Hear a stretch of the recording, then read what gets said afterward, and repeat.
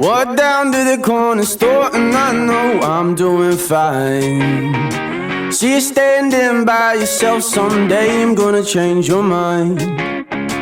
Would you ever come with me or leave at the store sign? Hey guys, what is up, and welcome to a brand new video where I count down the top 10 coasters in England. We did it before in Spain, and actually a lot of you liked that video, so let's have a look in England at what we can count down. There's quite a lot of coasters in England, and I've ridden probably around 100 of the coasters in England. There's some good ones, there's a lot of bad ones, and there's a lot of overrated ones, especially by the people who live here, aka Hyperia. And Icon, actually. I'm going to count down my personal top 10. You're not going to agree with it, but it's my opinion, please remember that. I have controversial opinions. They're not the same as what most people would say is the best. But these are what I think are the best.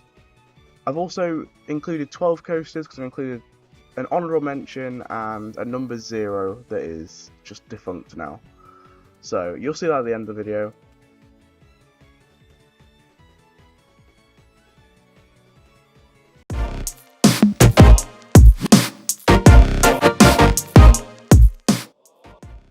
The Grand National is one of the hardest coasters in the country for me to rank, because if I was going on how much I enjoy it purely, I would enjoy this more than 90% of the coasters I'm going to list after this, but when I compare it with coasters from other countries, this coaster can't go as high as I'd like it to, so I've kind of had to compromise on the ranking a little bit. The Grand National is amazing. It is such a good roller coaster. It has airtime for days. I mean, it's rough as shit, but if you enjoy that, then, you know, it's perfect. It never really has a queue either. I've never waited that long. And if you look in the gates, you can pick which side's the quickest, and you actually get on pretty quick. But the layout of this coaster is absolutely fantastic, and when it duels, it is one of the most enjoyable rides you can possibly go on. There's nothing better than having you on one, your friends on the other, and racing each other. It's amazing. But compared to coasters in the other countries, which obviously I've done this, it's ranked on my overall rankings. I've had to put this down here in the honourable mentions because I had to mention it, but it's not in the top 10. Excellent coaster though.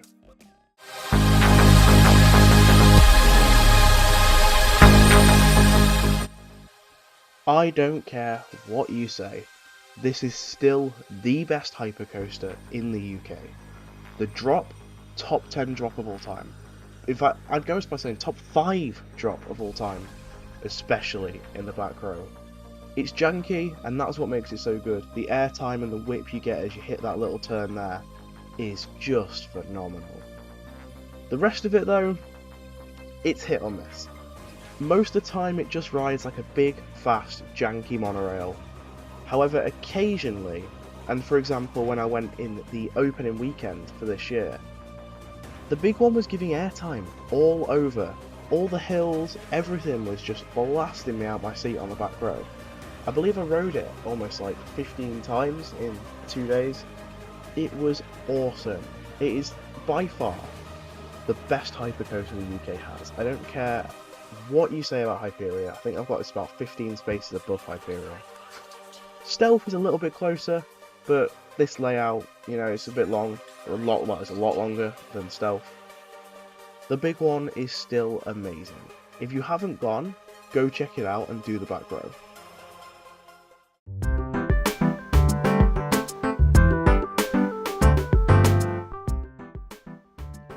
I was actually lucky enough to ride Sick on its very first week of operation, back when it opened in 2022.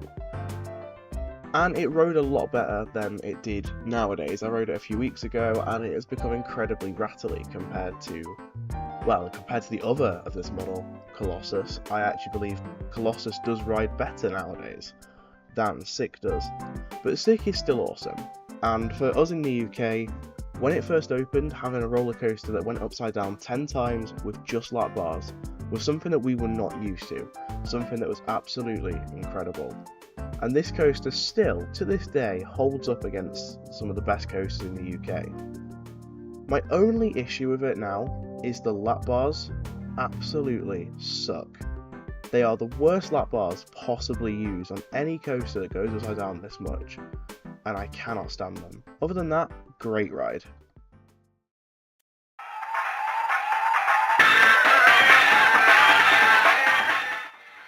A few years ago, I was very big on team anti-Rita, but the last couple of years, this coaster has grown on me so much. I love it. Best launch in the entire country. I know Stealth is technically faster acceleration, but I feel because Stealth just goes straight up, you lose all that speed instantly. Whereas you exit this launch into one of the most intense turns I've ever ridden on any roller coaster. This is incredible, and I don't care if it's a little bit rough and a little bit uncomfortable, people need to stop hating on it. However, unfortunately, with all of its reliability issues, I believe that the next time I talk about Rita in a video, it will most likely be a top 10 defunct coasters. It's been closed a lot this year, so I'm really hoping they get it fixed, but I'm gonna be a realist, and I don't believe that Rita will be there next season at this rate. But honestly, it's amazing. It's so intense, it's high force, high speed, high intensity. It's everything you could want in a coaster, and it is so overhated by the UK enthusiast community. There's no need to hate on this coaster. Stop Rita hate. Stop it. Stop Rita hate. No need.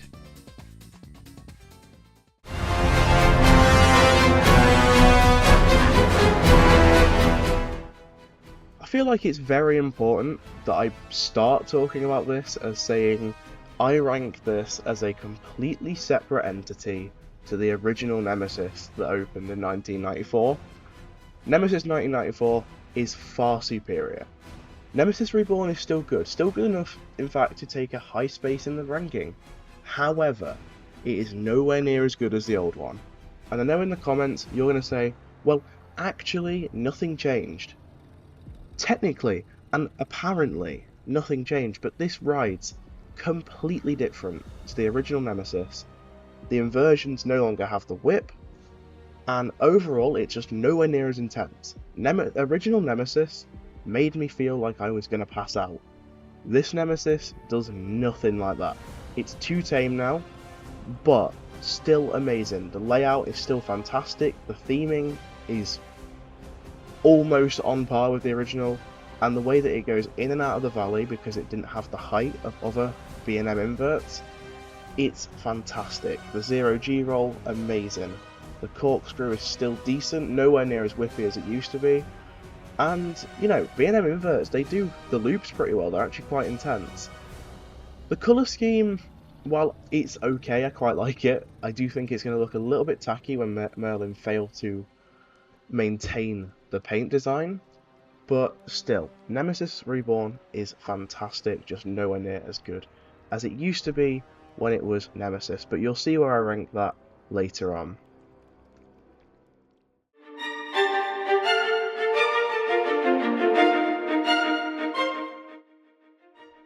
I can see the comments already. You're going to be like, what? He's putting an SLC above Nemesis Reborn. And yes I am.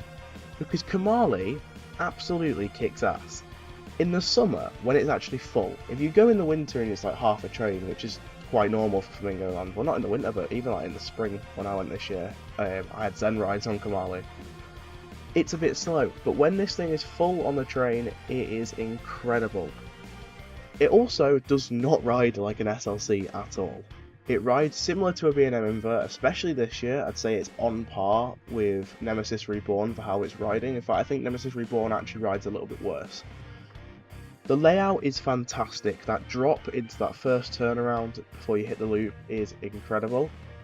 The loop is, you know, it's a vertical loop. There's not much to say about it, but the Cobra roll and the 0G roll, especially the 0G roll, are fantastic. The way it transitions through it, especially in the back row, is super intense.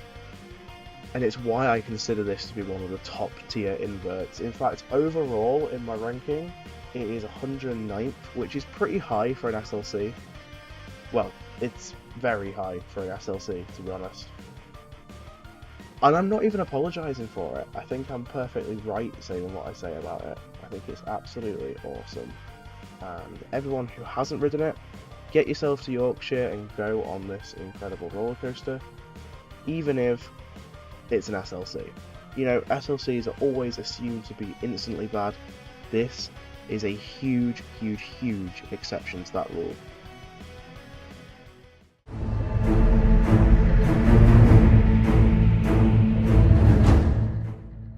Speaking of coasters that people say is rough when it really isn't, we have Colossus, and putting this above Sick, people are going to say that's crazy, but honestly, despite the terrible restraints, I do prefer Colossus.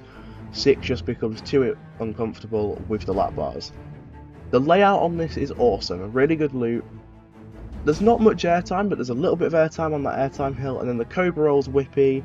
The corkscrews are some of the best inversions on any coaster ever due to the whip you get as you go through them, especially once again in the front or in the back. Colossus is so good. Why do people hate it? It's much better than the other coasters near it, other than Soar. Soar is better, but we'll get to that. Colossus is fantastic, and I love the theming, I love the whole Power of 10, and the soundtrack is just phenomenal. This coaster is incredible to look at off-ride, it's incredible to ride. I don't get why everyone hates it. I would say the queue gets smaller because people hate it, but it really doesn't help because the operations on this thing do really suck. So you're still going to be waiting half an hour even if there's only about 4 trains worth of people in front of you.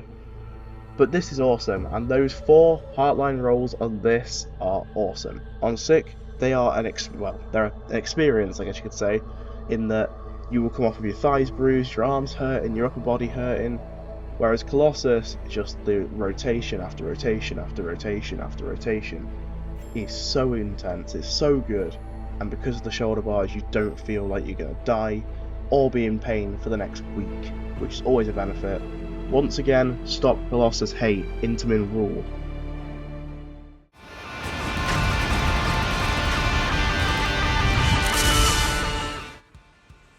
I'm going to start with the Swarm by talking about 2 things, theming and soundtrack.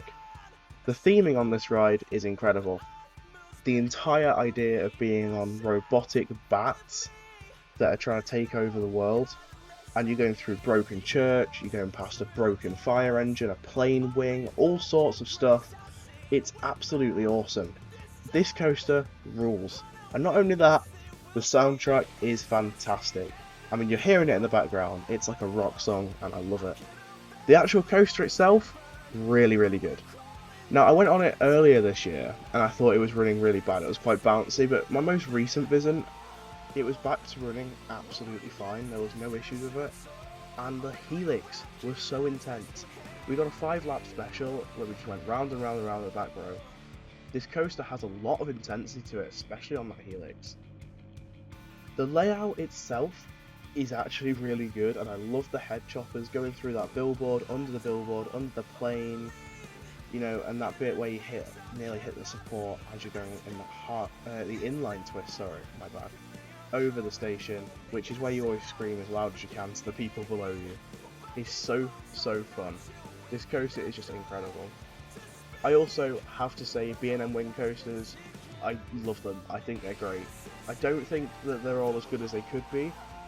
I do think Raptor at Guardland is the best example, but I'm sure when I do my top 10 coasters in Italy, we'll talk about Raptor. Swarm is the 2nd best wing coaster I've done, and it still holds up in my rankings. It is the 103rd, which is really good out of 488. Go ride it, it's awesome.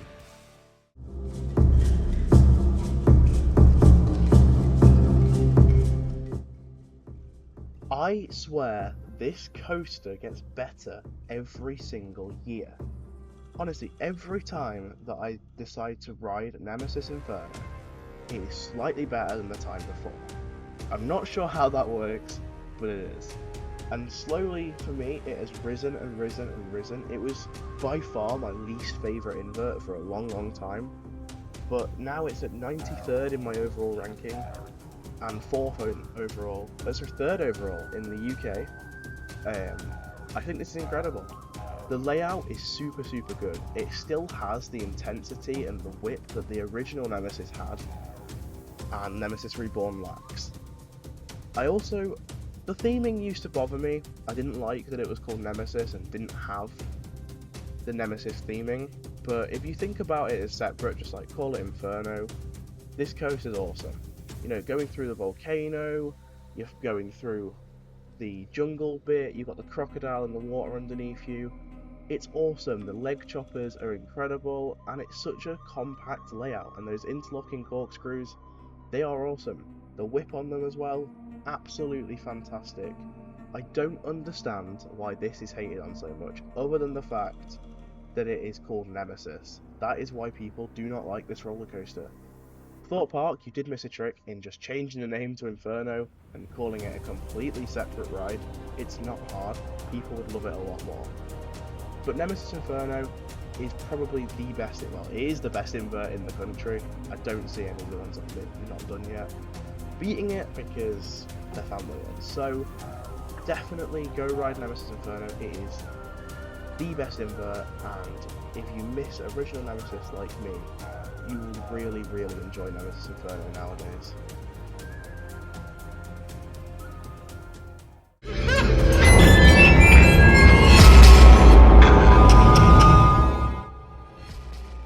Possibly the most well-known coaster in the UK is the world record-breaking Smiler. 14 inversions, and it is still to this day a ridiculous roller coaster. A little bit old now, I think it is 12 years old now, and it does ride like it. It does not ride well, it's quite rough, especially this year. It is not running well, but still, the layout is just incredible. Who designed this thing? Because they deserve every medal possible. How do you fit 14 inversions into such a small space while not feeling too repetitive? There's a lot of dive loops, but I don't mind it because they're done so well with the whip that they don't feel repetitive. They are what me and Rob and Harry call fuck you dive loop, and there's so many of them on this. It's amazing. The Staffordshire knot as well, fantastic element, it looks awesome.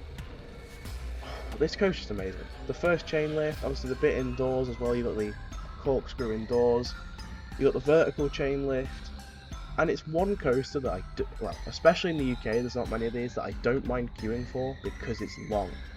The ride experience is long enough that if I have to queue for an hour, 2 hours, I'm not like pissed off, whereas most things I would be. The Smiler actually has a long ride experience, like long enough to be up there with European coasters, you know, it's kind of like Voltron length.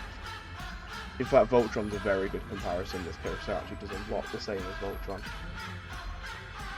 However, weirdly, and this is a really weird point that I'm going to make here, the best moment of this roller coaster isn't even an inversion, it's the 2 airtime hills that Gertschauer accidentally just made insane.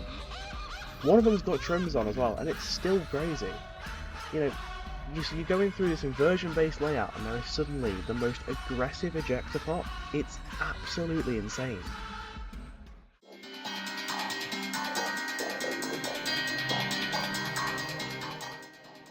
Speaking of Gertschauers that are inversion-based and have insane pops of ejector airtime, the best coaster currently in England, in my opinion, is Saw the Ride. This is insane. The theming. I love the Saw movies, so I am a little bit biased, but I love the theming of this ride.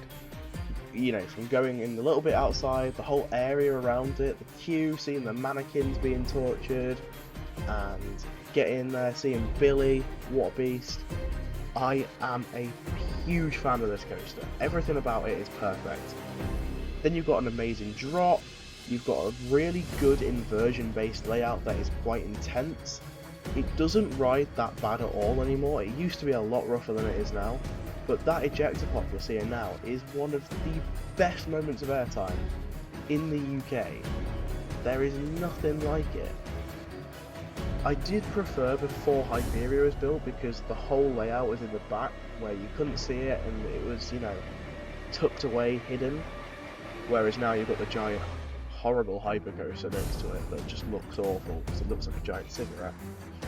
Which, by the way, if this video gets 15 likes, because we'll set a realistic aim for now, I will make a Hyperia review, full Hyperia review.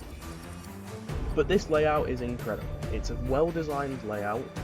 All the elements hit. There's not really any element that is dull on this entire ride. It is very short.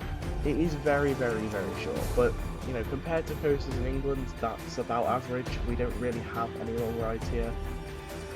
But Gertschauer definitely cook when they come to this country. Every single Gertschauer that has been built in the UK is really, really good.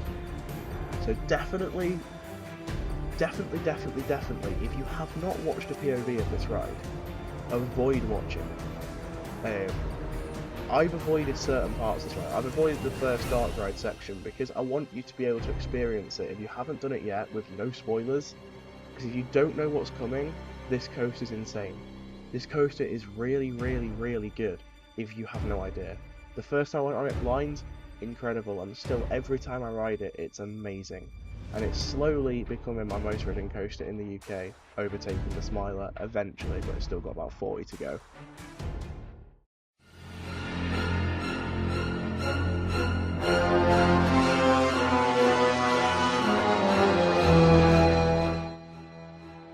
Usually, I don't do number zeros. In fact, I think it's completely wrong for people to rank a number 0 in their actual ranking, which is why I don't have one in my real ranking. But for England coasters, I have to put Nemesis there. Original Nemesis is incredible. They ruined it when they turned it to Reborn. I'm gonna say it, it's nowhere near as good. This coaster was one of the most intense rides in the world, and it is still, to this day, probably one of the best inverts ever constructed by Bolliger and Mabillard. The theming as well was way better than the Nemesis Reborn theming, I said it. I think the Nemesis Reborn theming is stupid and tacky and over the top, there's just too much. But, you know, going through the valley on a coaster that looked rusty was just amazing. Every single time that I rode Nemesis, I would get off thinking, holy shit, that is amazing. And especially my final ride on Nemesis. Night ride, back row, in the pouring rain at Scarefest. And this thing felt like it was running incredibly fast. It was just ridiculous. And that 0G roll and the corkscrew on the original one were insane. They were so whippy. Every single bit of this ride is what I like in a B&M. B&M are known for building whippy, intense, really, really intense roller coasters that were smooth, and this did exactly like that. It was not rough. It had no need to be retracked other than service life. And that concludes my ranking and the video. I really hope you guys enjoyed it. If you did, go down below, hit subscribe, because I've got way more of these ranking videos coming, including a ranking the Alton Towers coasters in order, Thorpe Park coasters in order, and I've got obviously loads abroad, ranking Italian coasters, French coasters, German coasters, once I've finished Heidi and Hansa Park. So yeah, if you want to see more of these ranking videos, I'm going to try and do them more often. Obviously, the main thing I post at the minute is vlogs. It's been a while since I've done a video like this, but I'm going to get better at getting more of these videos out because they are actually quite easy to do. So make sure you subscribe because I've got more coming, and I will see you guys in the next video, which will most likely be a vlog.